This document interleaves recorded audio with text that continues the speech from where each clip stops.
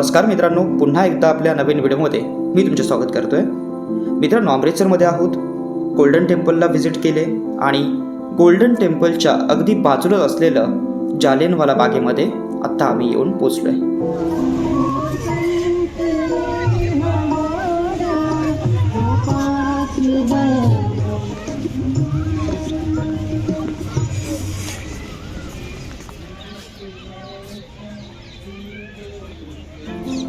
मित्रांनो, हीच ती जागा होती ज्या ठिकाणी 13 एप्रिल 1919 मध्ये खूप मोठा नरसंहार करण्यात आला होता आणि त्या घटनेला जालियनवाला बाग हत्याकांड असं इतिहासामध्ये म्हटलं जातं. मित्रांनो, ही एक अशी घटना होती जिने भारताच्या स्वातंत्र्य लढ्यामध्ये खूप मोठा परिणाम केला होता आणि त्याविषयी थोडक्यात मी आज सांगण्याचा प्रयत्न करतो.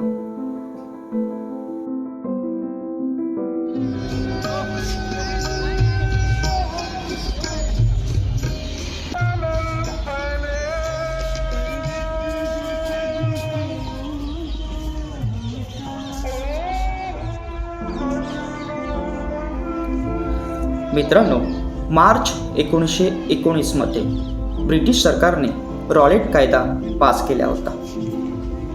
या कायद्याने देशद्रोहाचा आरोप असलेल्या कोणत्याही व्यक्तीला कोणतीही चौकशी न करता तुरुंगामध्ये टाकण्याचे आदेश पोलिसांना देण्यात आले होते आणि म्हणूनच देशभरात या कायद्याच्या विरोधात असंतोषाची लाट पसरली होती. एप्रिल महिन्यात या कायद्याविरुद्ध अमृतसरमध्ये ठिकठिकाणी आंदोलने करण्यात आली होती आणि या आंदोलनाचे नेते सत्यपाल आणि डॉक्टर सैफुद्दीन किचलू यांना अटक करण्यात सुद्धा आले होते आणि म्हणूनच या अटकेच्या निषेधार्थ 15,000 ते 20,000 लोक जालियनवाला या मैदानावर शांततापूर्ण आंदोलन करण्यासाठी जमले होते. तेवढ्यात मेजर जनरल डॉयर हे जालियनवाला बागेमध्ये येऊन पोहोचतात. कोणत्याही गोष्टीचा कसलाही विचार न करता जनरल डॉयर हे आपल्या सैनिकांना गोळीबार करण्याचा आदेश देतात. मित्रांनो, तब्बल 10 मिनिटं हा गोळीबार त्या ठिकाणी केला जातो आणि त्यात हजारो निष्पाप जीव मारले जातात. जखमींची संख्या तर 5,000च्या वरती होती आणि एवढे होऊन सुद्धा मेजर जनरल डॉयर यांना क्लीन चिट देण्यात आली होती. त्यांना फक्त भारतातून इंग्लंडला जाण्याचे आदेश देण्यात आले. After taking into consideration Reginald General Dyer's response for his action on 13th of April 1919 at Jallianwala in Amritsar, the committee has reached its conclusion. It declares Reginald General Dyer not guilty of his actions on 13th of April 1919 at Jallianwalabagh and orders for his acquittal.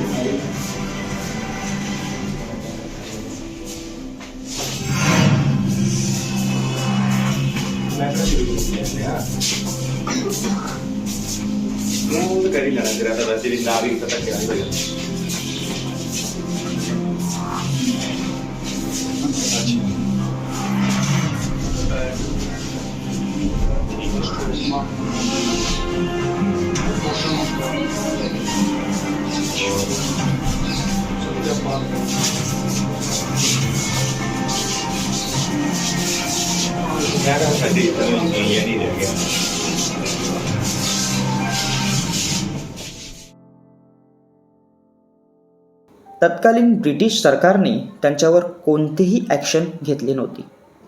तसेच काही वर्षांनी म्हणजेच 1927 रोजी major general डॉयर यांचा मृत्यू झाला होता आणि त्यांचा शेवट खूप वाईट झाला होता असं म्हटलं जातं. मित्रांनो, ही घटना इतकी वाईट होती की त्या ठिकाणी असलेल्या एका तरुणाने या घटनेचा बदला घेण्याचं ठरवलं होतं. आणि नंतर पुढे जाऊन 1940 मध्ये ज्या अधिकाऱ्याने जनरल ड्वायर याला क्लीन चिट दिली होती, त्या अधिकाऱ्याला इंग्लंडमध्ये जाऊन गोळी मारली होती. आणि त्या तरुणाचे नाव होते शहीद सरदार उधम सिंग.